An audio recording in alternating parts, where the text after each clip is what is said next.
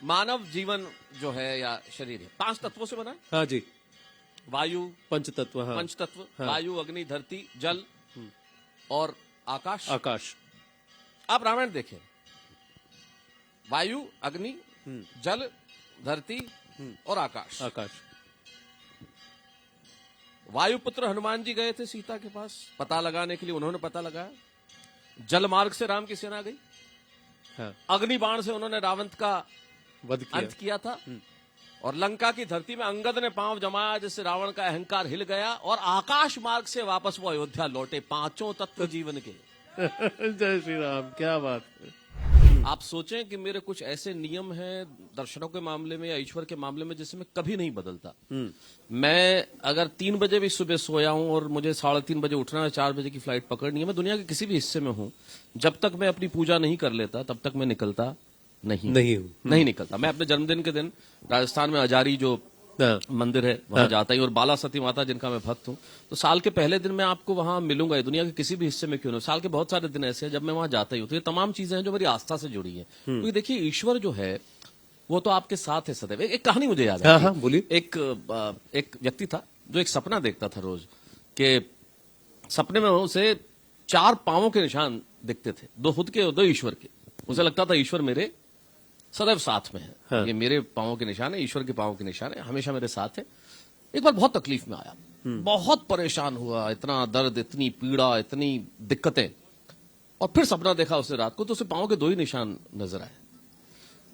तो वो रोने लगा और कहने लगा, ईश्वर परेशानियों के वक्त, पीड़ा के वक्त तुमने साथ छोड़ दिया। हाँ। वैसे तो आप हमेशा साथ थे कि हाँ। आपके 2 पांवों के निशान मुझे हमेशा दिखते थे। आज आपके निशान है ही नहीं, आज मैं ही हूं बस यहाँ, अकेला रह गया। तो ईश्वर ने मुस्कुराते हुए उसे कहा कि उसे ध्यान से देख बेटा, वो जो 2 पांवों के निशान है ना, वो मेरे ही हैं। तेरी तकलीफ के वक्त मैं तुझे हाथों में उठा के चल रहा हूं। क्या बात। तो जो ईश्वर है वो सदैव आपके साथ है। और ये आस्था का एक ऐसा विषय है जो ईश्वर, जो मैं बहुत प्रबल आस्तिक व्यक्ति हूं, तो मैं समझता हूं ईश्वर हमेशा साथ है। ईश्वर साथ नहीं होता, आनंद, तो आप सोचें कि मैं गांव में पढ़ने लिखने वाला लड़का, 10x8 के रूम में 3 भाई बहन जा ग्रेजुएट पोस्ट ग्रेजुएट हुए लॉ की, वहां से निकल के आज आप CNN पे मेरा इंटरव्यू कर रहे होते। ये सब चमत्कार ईश्वर का ही है। ये उसने जो ऊपर एक स्क्रिप्ट लिखी हुई है ना, उसका कॉमा और फुल स्टॉप भी बदलता नहीं है, कभी नहीं बदलता। मैं प्रबल आस्तिक व्यक्ति हूं, और जो कुछ है वो सिर्फ उसी का दिया है। वो नहीं है तो हम कुछ भी नहीं। तो मैं आपसे जानना चाहता हूं, क्योंकि आपने कहा एंड सिंस यू से कि आप प्रबल आस्तिक रहे हैं, बट आस्था एक निजी विषय है आपके लिए, it's your personal thing. Why is Ram so integral to Bharat in every corner of Bharat? आप जोधपुर से आते हैं, मैं दक्षिण का रहने वाला हूं जी। हम अयोध्या में बैठ के बात कर रहे हैं जी। पर हम जहां जाएंगे कोई ना कोई अगला जो होगा वो राम उसका नाम में जुड़ा होगा, या फिर ग्रीटिंग का स्टाइल राम राम होगा, या कहीं ना कहीं राम तो रहेंगे। आपके सवाल में सारे आपके जवाब छिपे हैं। राम के बिना जीवन की कल्पना ही असंभव है, अकल्पनीय है। और राम स्वयं तो अवर्णनीय है। राम को हम क्या वर्णन करेंगे, उनके बारे में क्या कहेंगे? मर्यादा हो तो राम, वचनबद्धता हो तो राम, भ्रातृत्व प्रेम हो तो राम, वीरता हो तो राम। राम जीवन के किस हिस्से में नहीं है? तब मैं उस दिन वहां पे एक पंक्ति मैंने कही थी कि ये रामायण जो है, हमारी श्रीमद् रामायण जो हमारी रामायण है, कि कहानी नहीं है सिर्फ 7 कांड की, ये कहानी है पूरे ब्रह्मांड की। ये कहानी है हारते हुए हथियार की। ये कहानी आपकी, मेरी, ये कहानी है सकल संसार की। क्योंकि वो सिर्फ कथा नहीं है, जीवन है। राम के चरित्र को विनोद भट्ट हैं गुजरात के हाँ जी, कथाकार। हाँ। उनकी कहानी मुझे याद आती है, क्या अद्भुत उन्होंने लिखा। देखिए, हमारी श्रुति परंपराओं में ये जो कहानियां हम सुनते रहे, जो कथाएं हम सुनते रहे, प्रसंग हम सुनते रहे, एक अच्छा मनुष्य बनने के लिए, एक अच्छा नागरिक बनने के लिए रामायण से बड़ा कोई काव्य हो नहीं सकता जी। आप क्या नहीं सीख सकते उसमें से जी। तो विनोद भट्ट एक कथा कहते हैं कि जब भगवान राम लंका पे जा रहे थे और समुद्र पे सेतु बन रहा था, समुद्र पे पार करने की बारी आई, तो नल और नील नाम के 2 वानर, उन्हें वरदान कि वो शिला उठाएं, पत्थर उठाएं, उस पर श्री राम लिखे, उसे पानी में छोड़ दें और वो पत्थर तैर उठे। इस तरह से सेतु बनने लगा। देखिए, बजरंगबली का भी आशीर्वाद है हमारे साथ। तो इस तरह से हमारे साथ सेतु बनने लगा। अब ये खबर जब लंका तक पहुंची तो जनता में हाहाकार मच गया, लंका की जनता में। बोले जिस राजा ने हम पे हमला किया है, राजा राम ने, वो तो मायावी, उनके नाम के पत्थर तैरते। वो रावण के पास गए, दरबार में कहने लगे कि हमारा क्या होगा। रावण ने कहा चिंता मत करो, आओ मेरे साथ। रावण सारी जनता को लेके गए, दरबारियों को लेके गए, समुद्र के किनारे लेके गए। उन्होंने एक शिला उठाई, एक पत्थर उठाया, उस पर रावण लिखा, उसे पानी में छोड़ा, वो भी तैर उठा। अब जनता बेहद प्रसन्न, बोले हमारे राजा को भी ये कला आती है। तो अगली बात कहना चाहता हूं, वो है राम का चरित्र, वो है श्री राम, वो है प्रभु श्री राम। रावण ने पत्थर तैरा दिया अपने नाम का, लौट कर आए, हे मेरे प्राणनाथ, हे मेरे ईश्वर, बहुत अच्छी तरह जानती हूं कि तुम्हारे नाम के पत्थर तैर नहीं सकते। आखिर किया तो किया कैसे। रावण की आंखों में आंसू आ गए, कहने लगा ठीक कहती हो देवी, मेरे नाम के पत्थर नहीं तैर सकते। मैंने तो पत्थर उठाया, उस पर रावण लिखा, उसे पानी में छोड़ा और कहा तुझे श्री राम की सौगंध अगर डूब गया तो। ये है राम का चरित्र, क्या ये है राम। तो कैसे नहीं होंगे जीवन में राम? राम ही जीवन है, जीवन ही राम है। पुत्र हो तो राम जैसा, भ्राता हो तो राम जैसा, योद्धा हो तो राम जैसा। राम जब 14 बरस के वनवास के बाद लौट के आए तो सबसे पहले किससे मिले? मां कैकेयी से। किस लिए? भाई जो अपना बुरा करे उससे अगर आप मिलो तो आप प्रभु कहलाए। ये चरित्र कहां है? इसलिए जीवन में आप बिल्कुल, हम किसी को मिले तो राम राम, हाँ जी, हमारे नाम में राम, हाँ, हमारे सब जगह सेतु सेतु राम है शिलाओं में, अक्षर अक्षर राम राम, राम हर विधाओं में। राम कहां नहीं है? राम भाव है, प्रभाव है इस धरती पर, ईश्वर का प्रादुर्भाव। राम भाव है, प्रभाव है, इस धरती पर ईश्वर का प्रादुर्भाव है। राम नहीं सिर्फ एक शब्द है, राम अतीत, राम वर्तमान, राम ही प्रारब्ध है। प्रारब्ध है, क्या बात है, वेरी वेल सेड। आपके लिए राम कौन है? देखिए ये बड़ा कठिन सवाल है, क्योंकि आप वात्सल्य जो मां का बच्चे के प्रति होता है उसको परिभाषित कर सकते हैं? नहीं। आपका किसी से प्रेम परिभाषित कर सकते हैं? नहीं। आप भक्ति परिभाषित नहीं कर सकते। मैं उसे शब्दों में नहीं ढाल सकता कि मेरे लिए राम क्या है। मैं क्या कहूं कि मेरे लिए राम क्या है? वो तो ईश्वर है, हम हैं क्या इस ब्रह्मांड में? हम तुच्छ, हम अकिंचन है क्या? तो आप समझ लीजिए कि जीवन की, ये कहूंगा कि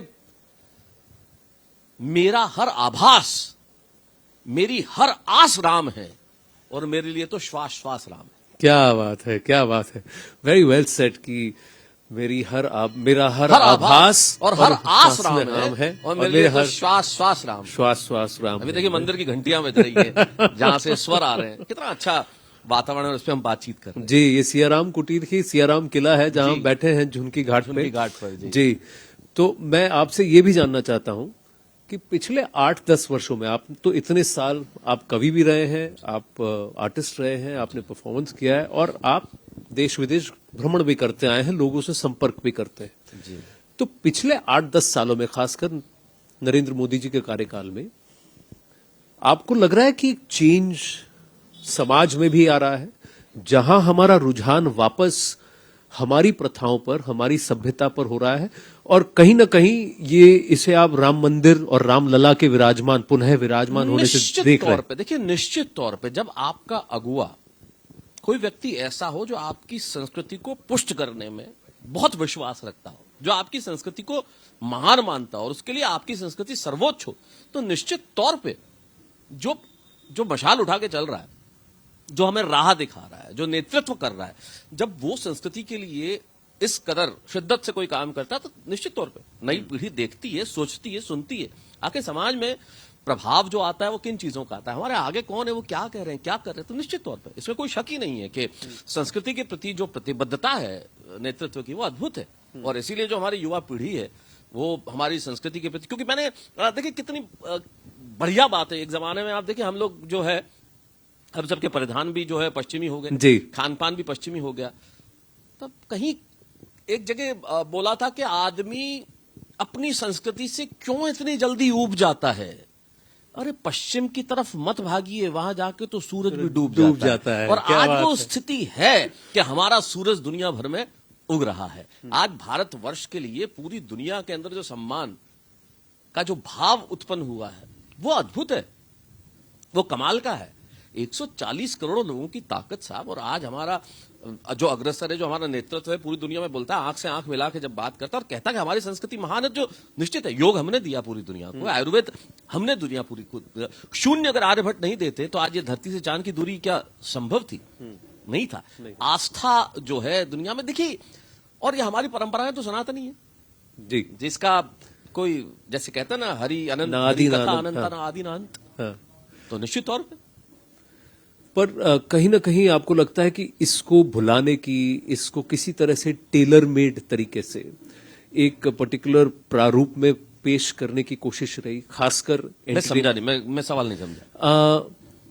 जिस खुले मन से, खुले दिल से हम कहें कि हाँ हम सनातनी हैं, जी, we are proud of our roots, we are proud of our background, do you think that there has been an attempt to play that aspect down, कि उसको एक तरीके से एक सेक्युलर फॉर्म में जा, for the lack of a different word और this better word secular, no, that comes to me with lots of questions.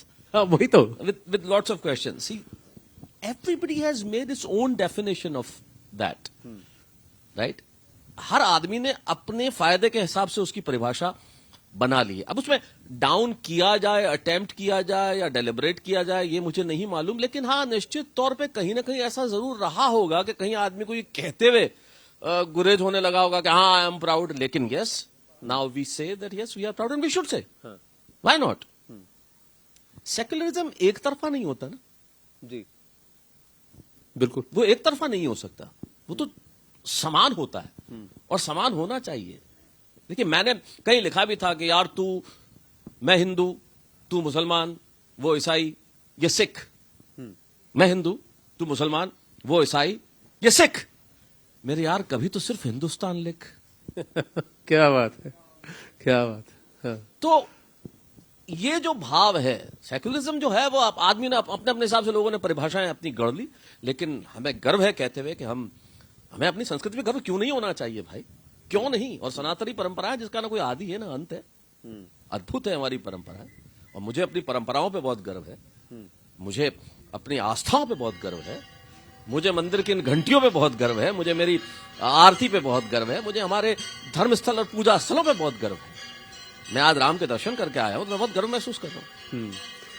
आप जब ये बात कर रहे हैं तो पीछे घंटियां बज रही हैं, तो ये अपने आप में एक संकेत है ईश्वर का। जी, ये एक संकेत है ईश्वर का। तो मैं आपसे जानना चाहता हूं कि ना, मैं हिंदू तो मुसलमान, तो ईसाई तो सिख, यार मेरे कभी तू अपने आप को हिंदुस्तान लिख। हाँ। तो ये हिंदुस्तान और हिंदुस्तानी की परिभाषा क्या होगी? जहां रहने वाला हर व्यक्ति, हर व्यक्ति, आप छोड़ दीजिए ना, हर व्यक्ति, आप मैं सब हिंदुस्तानी है। इसमें परिभाषा में पढ़ने की क्या जरूरत है? अपनी धरती है, अपना देश है, हमारा कण कण रोम रोम प्राण प्राण इसमें बसते, बस। और हर हिंदुस्तानी के लिए राम कौन है? आराध्य है, सर्वोच्च शक्ति है, हमारी शक्ति का केंद्र है, हमारी शक्ति के केंद्र का आस्था का परम बिंदु है। राम तो अनंत है। रामायण आप देखें ना, क्या बढ़िया बात है। मानव जीवन जो है या शरीर है 5 तत्वों से बना है। हाँ जी, वायु, पंचतत्व। हाँ, पंचतत्व, हाँ। वायु, अग्नि, धरती, जल और आकाश। आकाश। आप रामायण देखें, वायु, अग्नि, जल, धरती और आकाश। आकाश। वायुपुत्र हनुमान जी गए थे सीता के पास पता लगाने के लिए, उन्होंने पता लगाया। जल मार्ग से राम की सेना गई। हाँ। अग्नि बाण से उन्होंने रावण का वध किया। अंत किया था। और लंका की धरती में अंगद ने पांव जमाया जिससे रावण का अहंकार हिल गया। और आकाश मार्ग से वापस वो अयोध्या लौटे, 5 तत्व जीवन के। जय श्री राम, क्या बात है। तो जीवन ही वही है।